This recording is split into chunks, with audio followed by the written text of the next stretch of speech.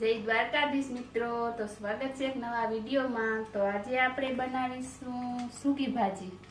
તો આપણે વધેલા રોટલા જે હતા હાંજના, એ સવારમાં આપણે સૂકી ભાજી ગરમા ગરમ બનાવી નાખીએ।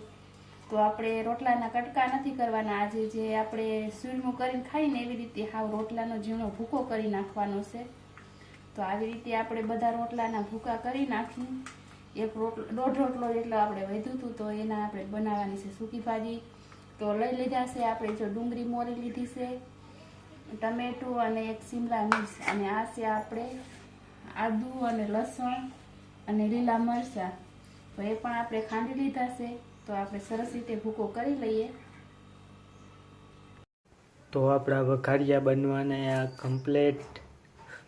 સૂકી ભાજી બનાવવા માટે આપણે સરસ રીતે ભૂકો કરી લીધો છે, અને આપણે લઈ લીધા છે મસાલા, મીઠો લીમડો, અને તેલ ગરમ થવા મૂકી દીધું છે। તો આપણું તેલ પણ ગરમ થઈ ગયું છે, તો આપણે પહેલાં તો જીરું નાખી દઈશું।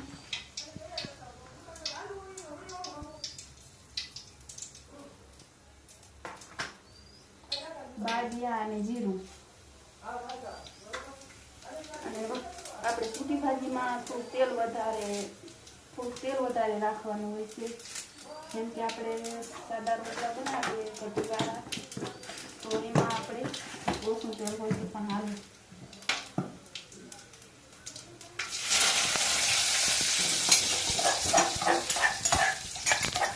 તો આપણે નાખી દીધો છે લીમડો અને આદુ લસણ અને લીલા મરચાં અને ટમેટા અને ડુંગળી।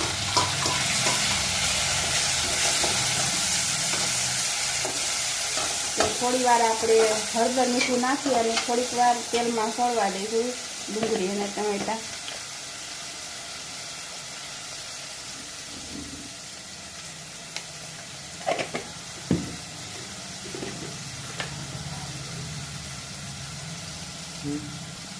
તો સરસ મજાનો આપણો વઘાર પાકી ગયો છે। તો હવે આપણે એમાં નાખી દઈએ ભૂકો કરેલા રોટલા,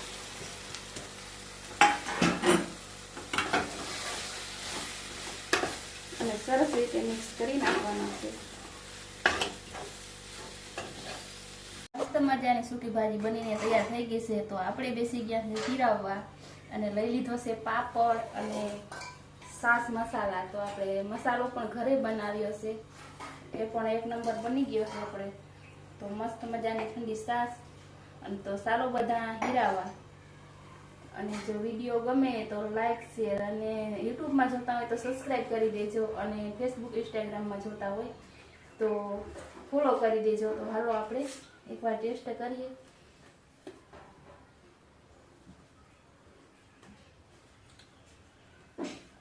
તો આપણે સૂકી ભાજી તો મસ્ત બની છે, સૂકી ભાજી તો એક નંબર બની છે, એમાં કાંઈ નથી ઘટતું। તો ઘટે તો તમારો સાથ અને સહકાર, તો સપોર્ટ જરૂર કરી દેજો। ત્યાં સુધી બધા મિત્રોને જય દ્વારકાધીશ, જય માતાજી।